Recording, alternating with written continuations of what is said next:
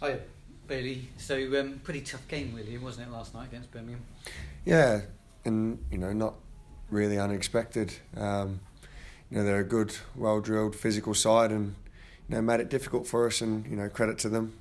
They deserved their 3 points, but learning curve for us. Dust ourselves off, and get back to what we do. And we can't wait to get back out on that pitch now. Tough watch for you, I guess, because you're on the sidelines as well and not involved in this one.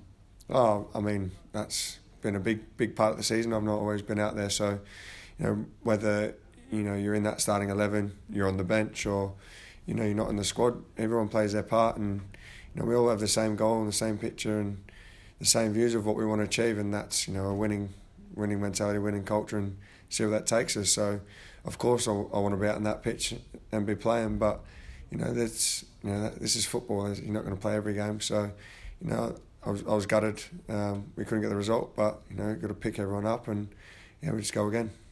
And it's funny how football turns so quickly, isn't it? I mean, a week or so ago, I think we were talking about the stats of Bristol City being the most informed team in Europe, and then suddenly it's 3 losses in a row with a trip to Preston, which all the fans hate because City have got this wretched record against the Lily Whites. So I guess it changes very quickly.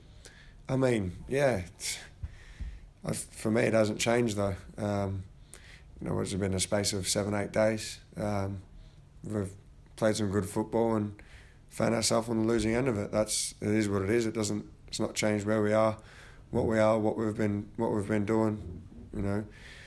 What it has is we've kept the same mentality. We go play our next game against Preston, who is a tough team, who are having a good season themselves and in a good run of form. But the confidence is still really high. We've enjoyed it. We've enjoyed learning from. You're going to have losses. You got to learn from them.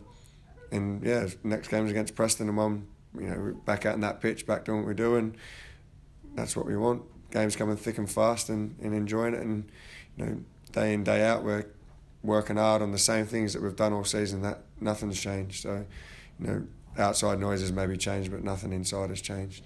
What was the message from Lee after the game last night? Was it the hairdryer treatment, or because obviously a home loss? Yeah, as everyone, I think he was disappointed. We didn't really play the way we'd like to play, and sometimes you have days like that. And I think he was just frustrated because he like everyone wants us to win and be playing our football and playing at our best. But also you have those days, you have those nights, and credit to Birmingham because they're a tough side who are having a good they're having a good season, and they done their homework on us, showed a lot of respect. This is what you're up against when you're fighting at the top end of the table, when you want to be up there pushing. People show you a bit more respect and do a bit more homework on you, so it's another thing we have to overcome. I guess maybe City have got to look at what Birmingham did last night to replicate themselves at the weekend against Preston. Would you see it that way? What do you mean? In terms of being really solid, resolute, competing well, and being horrible to play against in some respect, and basically just going and getting the victory away from home.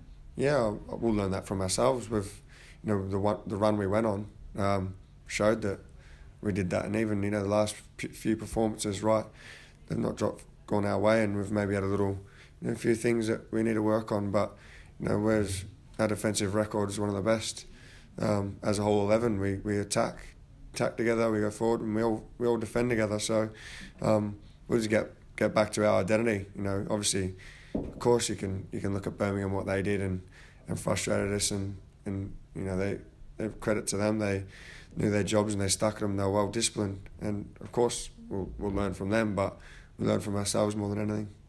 Just if I could ask you about the Norwich game, you had a tough match there against Onel Hernandez, I think his name is. He's a pretty nippy guy, isn't he? Yeah, good player. They're top of the league for a reason. They've got some good players. Not just him, I think. The whole identity of the way they play. I enjoyed the game against them. It was, I think we took the game to them, they took the game to us, and we just fell short. A lot of positive to take from it, and like I say, he's a good player. And now it's your former club. Do you keep in touch with anyone there? Yeah, I've still got good friendships with people there, but when you cross that white line, it's there's no friends when you're on that pitch. But off it, I've got a lot of good people there.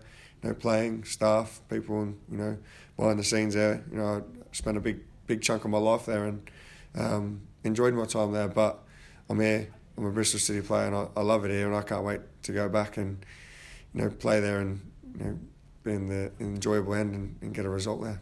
Was there Brownie there at the same time as you? Yeah, Brownie was there. I was saw him make his debut and things like that. So yeah, we had a big chunk together there as well. Was he playing in the same position then, or was he more right midfield in those days? He was more of a number 10, I think he was. He was a midfielder, but I remember when he scored a few goals. Scored on his debut at Gillingham. Yeah, I always liked Brownie the way he played, and you can see his game's evolved with every season, and showing what a quality player he is now. But I remember him back then, and for the person he was then, and the work he put in then, has got him to where he is now, and has been brilliant for us all season. And I'm glad we've got him. Yeah, and just on yourself, how did you make that move from Australia to Preston? I think you were at Victoria or somewhere before. Yeah, so I was on Victoria's estate I lived in. I was from Melbourne, so I had trials when I was 16 it would have been. Football was sort of run out of options for me in Australia, and fortunately my mum and dad muscled up some money and put us on a flight to the UK and got us a trial of Preston and Blackburn, and worked out for me at Preston. And for that I'm grateful, because I probably wouldn't be playing football, not professionally anyway, if I didn't get that opportunity. So it's funny how it comes about, but you get that opportunity, you got to make sure you take it. And fortunately for me, it's 10 years on, I'm still in England. Yeah, I was going to say, what age would you have been when you made that trip, and did you feel the pressure then when you were going around those trials and everything? Because I guess it's kind of make or break in a way. Yeah, it's funny. Like for me, like it sounds stupid, but if football didn't work out, I was happy. I love football and I wanted it to work out, but if it didn't, I would have been home in Australia, family and friends, probably working for my dad. I enjoyed that. So for me, there was no pressure. I was 16 years old. I loved playing football, and if I could make a career out of it, you always dreamt of it, but you never really knew what it would be like, or if it was achievable. And fortunately for myself, it's worked out better than I could ever expected. But I've still got a lot of work to do and a long way to go to achieve what my goals are. So I was looking back, 16, people say maybe like it's a big thing to do at 16 when you move, but when you just love what you do, it's just easy. What would you have been doing in Australia for your dad then? I think Flip was explaining before that you used to work on the roads or something at one point, but obviously people change. Yeah, no, my dad's in drainage and construction business, so a lot of concrete, a lot of steel work, a lot of digging and sandbag making, and he always just said to me, like, when I was going over, I used to, you're on a youth team wage, and you're just getting by, and every time I go home in the off season, I'd go work with my dad, just earn some pocket money, because that was my opportunity to go home, work for a few weeks. And he used to just give me the shovel, a bucket and some sandbags and go, do this, because if you don't make it as a footballer, this is what you'll be doing for the rest of your life. And that kept me grounded, and I actually enjoyed it, but I enjoy football more. Nice one. Yeah, thankfully you made it, and I guess we can see maybe from that why you have a special place for Preston held. And obviously the Lily Whites are in good form at the moment. I think they've won something like 7 of their last 9 games, so it's going to be tough at the weekend, isn't it? Yeah, a game against Preston's always tough, but like I said, we're having a good season. We're in a good position to keep building on this season and see where that takes us. And Preston themselves are having a good season, so at this stage,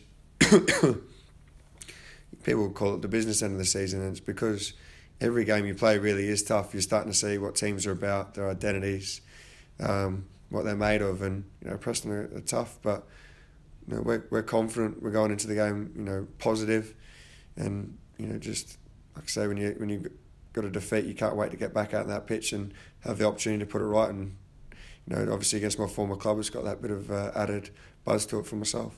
Nice one. Cheers, Bells. Good luck. Thank you.